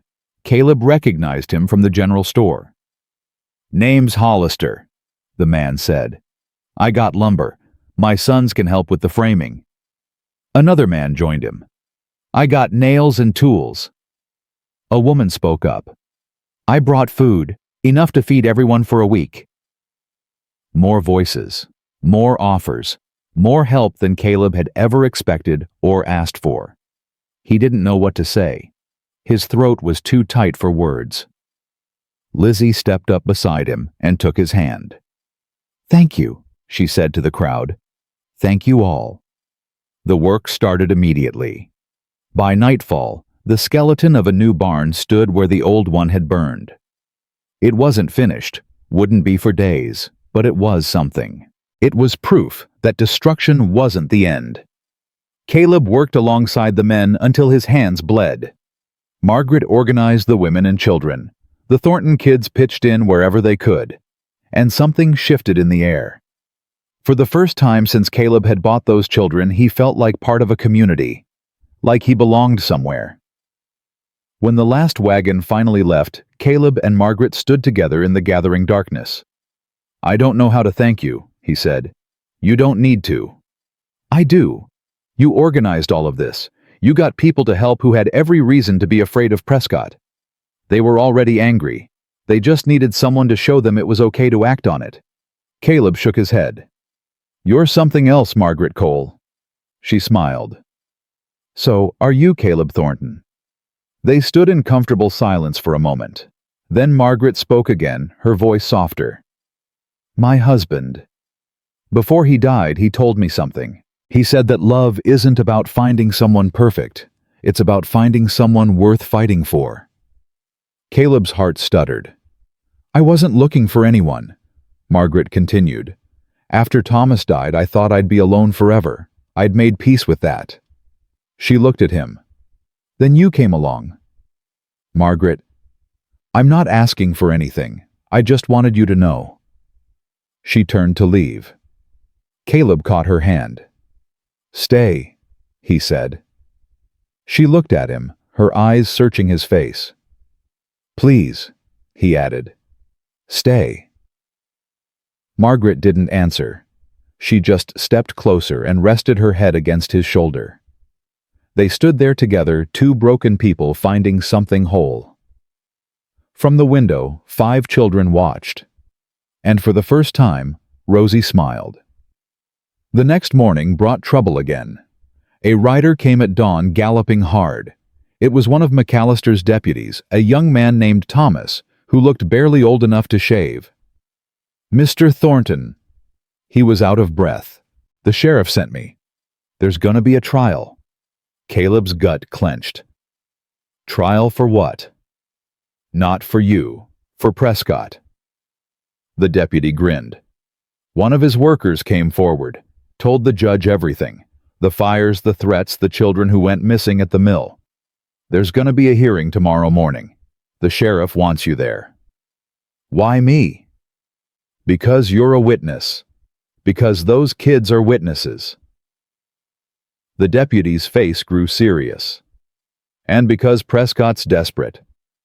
When a man like that gets cornered, he does stupid things. What kind of stupid things? The kind that gets people hurt. The deputy glanced at the house. Watch your back, Mr. Thornton. Tonight especially. He rode off. Caleb stood in the yard, his mind racing. A trial. An actual trial. If Prescott was convicted, it would all be over. The threats, the fear, all of it. But if Prescott was desperate... What was that about? Caleb turned. Hank stood behind him. There's gonna be a trial. Tomorrow. Prescott's being charged. Hank's eyes widened. It's really happening. Looks like it. So we won. Caleb shook his head slowly. Not yet. Not until it's over. What do we do until then? Caleb looked at the half-built barn at the house where 5 children were depending on him at the road that could bring enemies at any moment. We prepare, he said, and we pray. That night, Caleb didn't sleep. He sat by the window with his rifle across his knees, watching the darkness for any sign of movement. Margaret had wanted to stay, but he'd sent her home. If something happened, he didn't want her caught in it. The children were asleep in the loft. He could hear Rosie whimpering through another nightmare, Lizzie's soft voice soothing her. Hours passed. Nothing happened. Maybe he was being paranoid. Maybe Prescott wouldn't risk anything before the trial. Then, just before dawn, he heard it. Hoofbeats. A lot of them. Caleb was on his feet instantly. Hank, get the children up. Now. He didn't wait for an answer. He threw open the door and stepped onto the porch. 6 riders emerged from the gray light. At their head was the scarred man Carter. And beside him, with his silver hair gleaming in the early dawn, was Cornelius Prescott himself. Mr. Thornton. Prescott's voice was cold. I believe we have unfinished business. You shouldn't be here. There's a trial tomorrow. There won't be a trial. Prescott dismounted. Not if there are no witnesses. Caleb's blood turned to ice. The man who talked will have an unfortunate accident before morning. As will Sheriff McAllister. Prescott smiled, and it was the most terrifying thing Caleb had ever seen. Which leaves you. You're insane. I'm practical. Prescott gestured, and his men spread out surrounding the house. I offered you a simple deal. One boy for peace. You refused. Now there are no more deals. Caleb raised his rifle. I'll kill the first man who takes another step. And then my men will kill you. And then we'll take the children anyway. Prescott shrugged. Or you can hand them over now, and I'll let you live. Your choice. The door opened behind Caleb. No. He turned. Hank stood there, his face pale but determined. Get back inside. No. Hank stepped onto the porch. You're not dying for us. You're not. Hank. He wants me. Hank's voice was steady. Give him what he wants. I won't. Then we all die. Tears streamed down the boy's face. I won't let that happen. I won't let them kill you. I won't let them hurt my sisters. Prescott watched with cold amusement. Smart boy. Smarter than you, Thornton. Caleb's hands shook on the rifle. His mind raced through options. 6 armed men. 1 rifle. 5 children depending on him. There was no way out. Then from inside the house came a sound that stopped everything. A voice, small and clear and fierce. No. Rosie stepped through the door. She walked past Hank, past Caleb, and stopped at the edge of the porch. She looked directly at Prescott. No, she said again. You can't have my brother. You can't have any of us. We belong here. This is our home. Prescott stared at her. The mute child speaks, he said slowly. How touching. She ain't mute. Caleb's voice was rough. She just had nothing to say to people like you. Rosie reached back and took Caleb's hand, then Hank's, then Lizzie's as she emerged with Clara and Sam. They stood together. A chain of trembling fingers. A family. You'll have to kill all of us, Rosie said. Her voice was steady now. And everyone will know. Everyone will know what you did. Prescott's face twisted. For a long moment, nobody moved. Then, in the distance, another sound. More hoofbeats. A lot more. Caleb looked toward the road. Riders were coming. Dozens of them. At their head was Sheriff McAllister, very much alive, and beside him, Margaret Cole. Prescott's face went white. It's over, McAllister called out as they approached. Your man talked, Cornelius. The judge has issued a warrant. You're under arrest. Prescott's men looked at each other uncertainly. Carter's hand drifted toward his gun. Don't even think about it. McAllister's voice was hard. You're outnumbered. You're outgunned. And you're out of time. For one terrible moment, Caleb thought Prescott would fight anyway. That he'd rather die than surrender. Then Prescott's shoulders sagged. This isn't over, he said quietly. This will never be over. Yeah. Caleb lowered his rifle. It is. The deputies moved in. They took Prescott's men first, then Prescott himself. He went quietly, his eyes never leaving Caleb's face.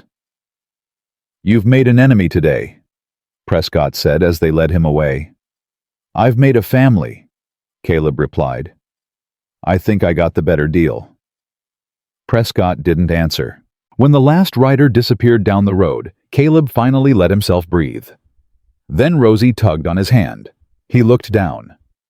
Papa, she said, I want pancakes. Caleb laughed.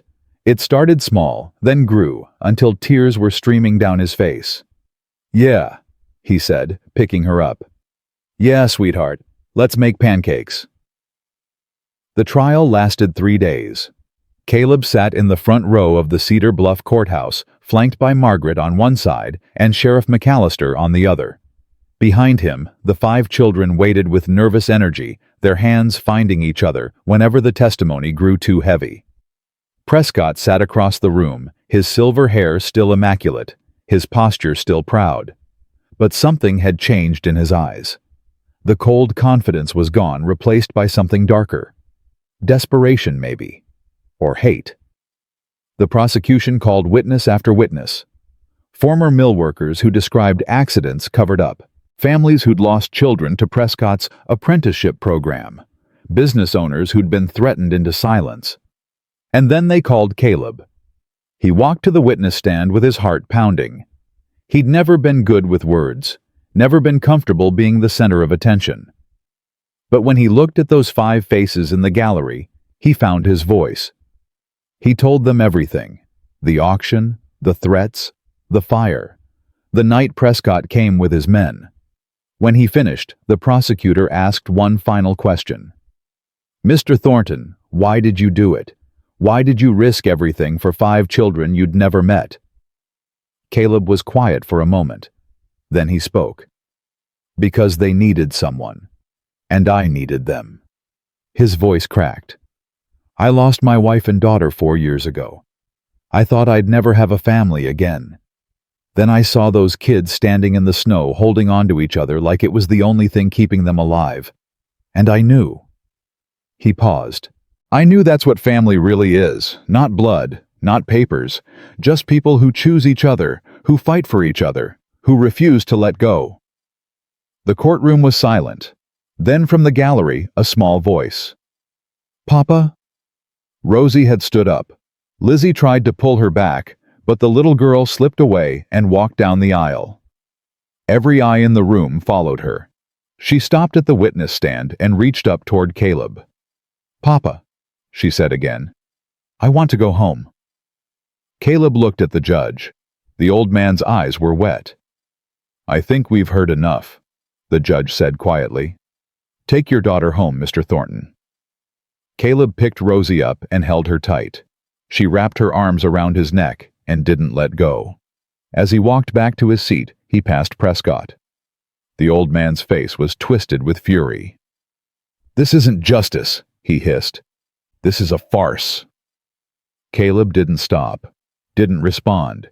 He just kept walking, Rosie's weight warm against his chest. Some battles weren't worth fighting, some were already won. The verdict came on the 3rd day, guilty, on all counts. Prescott stood motionless as the judge pronounced sentence. 20 years in the territorial prison. Forfeiture of all assets obtained through criminal enterprise. A lifetime ban from Cedar Bluff and the surrounding counties. The courtroom erupted. People who'd been afraid for years suddenly found their voices. They cheered. They cried. They embraced. Caleb sat quietly through it all, his arm around Hank Margaret's hand in his. It was over. Actually, over. McAllister made his way through the crowd. "Congratulations," he said, shaking Caleb's hand. "You did it. We did it. All of us." "Yeah." The sheriff smiled. "I suppose we did." As the deputies led Prescott away, the old man turned one last time. His eyes found Caleb's across the crowded room. "This isn't over," he mouthed. Caleb held his gaze. "Yeah," he said quietly. "It is." Prescott was led through the doors. They closed behind him with a heavy thud, and just like that, the shadow that had hung over Cedar Bluff for 20 years was gone. That night, the town celebrated. Someone brought out a fiddle. Someone else produced a jug of whiskey. Tables were dragged into the street laden with food that seemed to appear from nowhere. Caleb stood at the edge of it all, watching. He'd never been part of something like this, never belonged anywhere except to Sarah and then to his grief.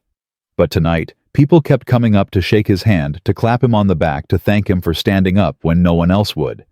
It felt strange. Good strange, but strange. "You look lost." He turned. Margaret stood beside him, her face flushed from dancing, her hair escaping its pins. "Just thinking." "About what?" "About how different everything is. A month ago I was alone. Now—" He gestured at the celebration, at the children laughing and playing nearby. "Now I don't know what I am." "You're a father."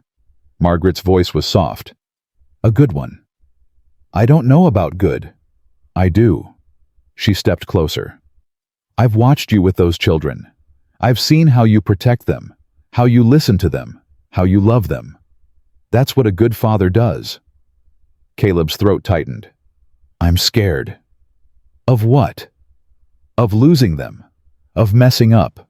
of not being enough. Margaret took his hand. Every parent feels that way. It means you care. What if caring isn't enough? It's everything. She squeezed his fingers. It's absolutely everything. They stood in silence for a moment, watching the celebration swirl around them. Then Clara ran up, breathless and grinning. "Mr. Thornton, come dance with us." "I don't dance." "Please." She grabbed his other hand and tugged. "Lizzie says you have to. She says it's a rule." Caleb looked at Margaret. She was smiling. "Go," she said. "I'll be here." He let Clara drag him into the crowd. Sam grabbed one hand, Clara the other. Lizzie was already spinning with a young man from town, laughing like Caleb had never heard her laugh before. And Hank stood nearby watching it all with a small smile on his face. Caleb caught his eye. "You coming?" Hank shook his head. "I don't dance either." "Neither do I, but apparently it's a rule." Hank hesitated. Then he walked over and joined the circle. They danced badly, stepping on each other's feet, laughing at their own clumsiness. It was the most ridiculous thing Caleb had ever done. It was also the happiest he'd been in 4 years.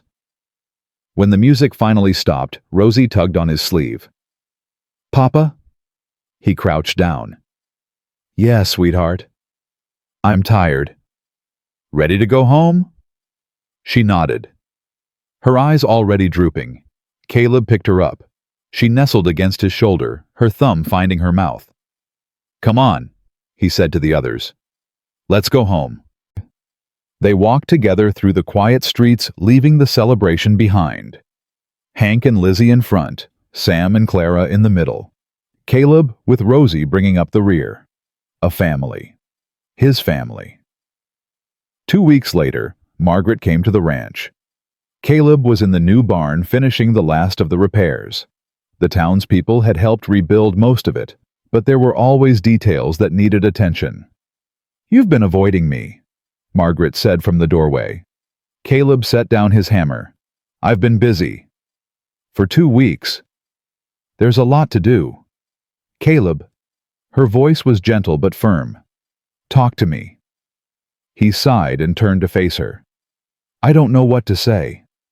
"Then let me." She walked closer. "I know you're scared. I know you think you don't deserve happiness. I know you've been carrying guilt about Sarah for 4 years." "Margaret." "Let me finish." She stopped a few feet away. "I've been carrying guilt too. About Thomas. About the baby we lost. I spent 2 years thinking I was being punished for something, that I didn't deserve to love again." Her eyes glistened. "Then I met you, and I realized that grief isn't a punishment. It's proof that we loved. And loving again doesn't mean forgetting. It means honoring what we had by being brave enough to try again." Caleb's chest felt tight. "I don't know if I can." "You already are." Margaret gestured toward the house. "You took in 5 children who had nothing. You gave them everything. That's not a man who's afraid to love.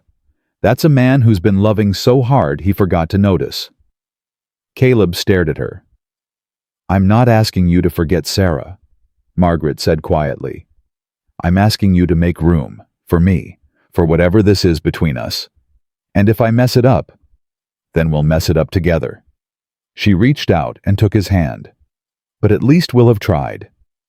For a long moment, neither of them spoke. Then Caleb pulled her close and kissed her. It wasn't a dramatic kiss, wasn't the kind they wrote about in novels. It was gentle, uncertain, 2 wounded people finding their way back to hope. When they pulled apart, Margaret was smiling. "Took you long enough," she said. "I'm a slow learner." "Good thing I'm patient." From the house they heard giggling. Caleb turned. 5 faces were pressed against the window, watching with obvious delight. "Busted!" Margaret laughed. "Yeah." Caleb grinned. "Guess the secret's out." That evening over dinner, Hank asked the question everyone was thinking. "So, what happens now?" Caleb looked at Margaret, then at the children. What do you mean? With Mrs. Cole, with us, are things gonna change? Some things, Caleb admitted, but not the important things. What's that mean? Margaret spoke up. It means you're still a family. That's not changing. I'm not here to replace anyone or take anything away. Then why are you here? Sam's voice was wary. Because I care about your father, and I care about all of you. Margaret's eyes moved around the table. I'm not trying to be your mother. You already had one and she loved you. I just want to be part of your lives, if you'll let me. The children exchanged glances. Then Lizzie spoke. Our ma used to say that family isn't about blood. It's about who shows up. She sounds wise. She was. Lizzie's voice was soft. You've been showing up since the beginning.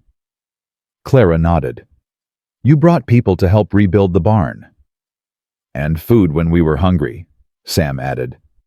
And you stood up to Prescott, Hank said, even when you didn't have to. Rosie slipped out of her chair and walked around the table to Margaret.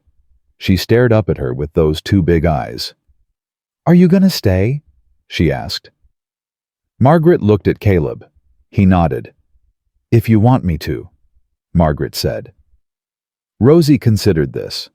Then she climbed into Margaret's lap and settled there like she'd always belonged. Stay, she said. Margaret's arms wrapped around her and her eyes filled with tears. Okay, she whispered. I'll stay. Spring came early that year. The snow melted, the ground thawed. Life returned to the ranch in bursts of green and gold. Caleb stood on the porch one morning watching the children scatter to their chores. Hank headed to the barn, tall and confident, now his shoulders no longer carrying the weight of the world. Lizzie went to collect eggs, humming a song their mother used to sing. Sam raced Clara to the well, both of them laughing. And Rosie sat on the porch steps, talking to a stray cat that had wandered onto the property. Talking, out loud, in full sentences. Some miracles happened slowly. This was one of them. Margaret came out and stood beside him. Her belly had just started to show a gentle curve beneath her dress. Penny for your thoughts, she said. Just thinking about how much has changed. Good changes. The best kind. She leaned into him and he wrapped an arm around her shoulders. Caleb. Yeah. Thank you. For what? For not giving up. On them. On yourself. On us. He kissed the top of her head. I didn't have a choice. Everyone has a choice. No. He pulled her closer. When I saw those kids in the snow, something clicked. Like everything that happened before, all the pain, all the loss, it was leading me to that moment. I was supposed to find them. I was supposed to bring them home. Margaret looked up at him. And me. You were the part I didn't expect. He smiled. The best part. Hank called from the barn. Mr. Thornton, the cow's ready to calve. Coming. Caleb kissed Margaret quickly. Duty calls. Go, I'll start breakfast. He jogged toward the barn, his legs strong, his heart full. Behind him, Rosie's voice carried across the yard. Papa, can we keep the cat? We'll see, he called back. That means yes, Sam shouted. It always means yes. Caleb laughed. Some things never changed. The calf was born just after noon. Caleb delivered it with Hank's help, both of them covered in muck and grinning like fools when the little creature finally struggled to its feet. What do we name it? Hank asked. Caleb wiped his hands on his pants. That's not my call anymore. Whose is it? Yours. All of yours. This is your ranch now too. Hank stared at him. What? I've been thinking about it for a while. When I die, whenever that is, I want this place to go to you kids. Equally, you're the ones who'll carry it forward. But, It's yours. And now it's ours. Caleb put a hand on the boy's shoulder. You've earned it, Hank. All of you have. Hank's throat worked. I don't know what to say. Say you'll take care of it. Take care of them. I will. The boy's voice was thick. I promise. I know you will. Caleb pulled him into a rough embrace. I'm proud of you, son. He felt Hank stiffen. Then slowly the boy's arms came up and hugged him back. Thank you, Hank whispered, for everything. Thank you for letting me in. They stood there in the barn covered in muck, holding on to each other. And for the first time since his parents died, Hank cried. Summer brought a wedding. The whole town turned out. They set up tables in the yard, strung lanterns from the trees, and transformed Caleb's humble ranch into something magical. Margaret wore a simple white dress that had belonged to her mother. Caleb wore his only suit, which Lizzie had altered to actually fit.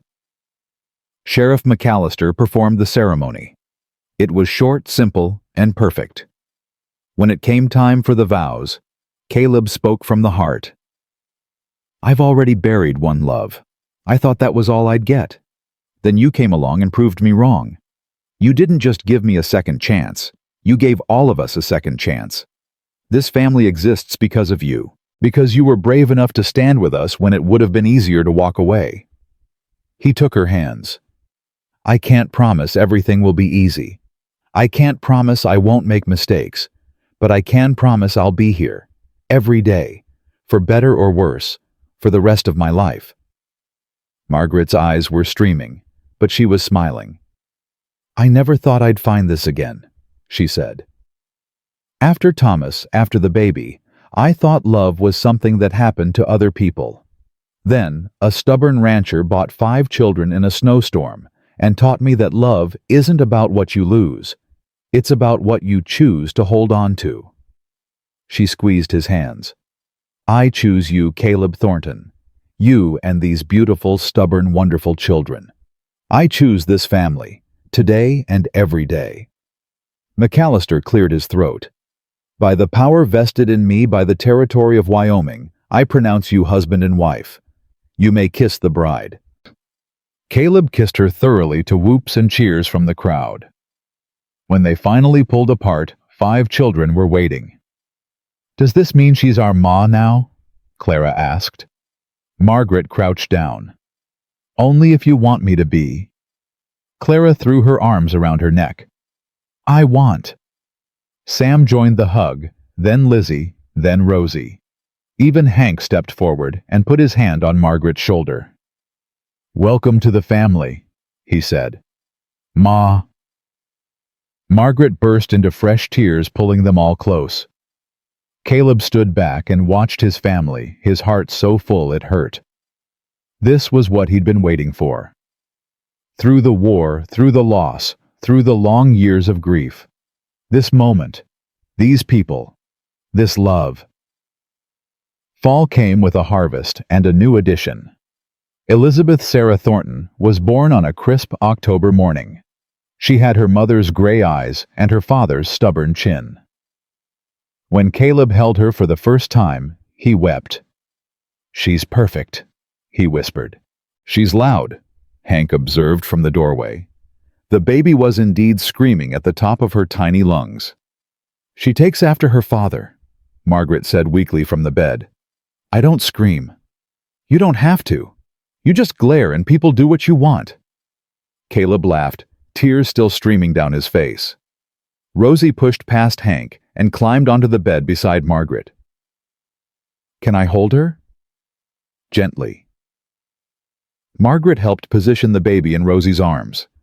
The little girl stared down at her new sister with wonder. She's so tiny. You were that tiny once. You were. Margaret stroked Rosie's hair. And look how big you've gotten. Rosie looked up. I'm going to be the best big sister. I know you will. One by one, the other children filed in. They gathered around the bed, 7 people in a tiny room, all of them gazing at the newest member of their family. "What's her name?" Sam asked. Caleb looked at Margaret. They'd discussed this. "Elizabeth," he said, "after my mother, and Sarah after—" He paused. "After someone I loved very much." "Your first wife?" Lizzie's voice was gentle. "Yes." "I think that's beautiful." Lizzie touched the baby's cheek. "She'd be happy, knowing you found this." Caleb nodded, unable to speak. "Group hug," Clara announced, and suddenly everyone was piling onto the bed arms everywhere, laughter filling the room. Margaret caught Caleb's eye over the chaos. "We did good," she mouthed. "We did," he mouthed back. And in that moment, surrounded by the family he'd found, and the family he'd made, Caleb Thornton finally understood what home really meant. Years later, when people asked him about his life, Caleb always told the same story. He told them about a snowy day in Cedar Bluff, about 5 children standing barefoot in the cold, holding hands like their lives depended on it. He told them about a choice, a moment when everything could have gone differently. He told them about love that grows in unexpected places, about family that isn't bound by blood, about second chances that come when you least expect them. He told them about Hank, who grew up to be a rancher himself, who married a schoolteacher from Laramie and filled his house with children and laughter. About Lizzie, who became a teacher who taught generations of Cedar Bluff children and never forgot where she came from. About Sam, who studied law and became the first honest judge the territory had seen in decades. About Clara, who married the boy who danced with Lizzie at the celebration, who lived on the neighboring ranch and came for dinner every Sunday. About Rosie, who never stopped talking once she started, who grew up to sing on stages across the West, her voice carrying the joy she'd finally found. About Margaret, his partner, his love, his second miracle. About little Elizabeth and the brothers and sisters who followed. He told them all of it, every triumph, every struggle, every moment of grace. But the part he always came back to was the beginning. 5 children in the snow. A choice. And 3 words that changed everything.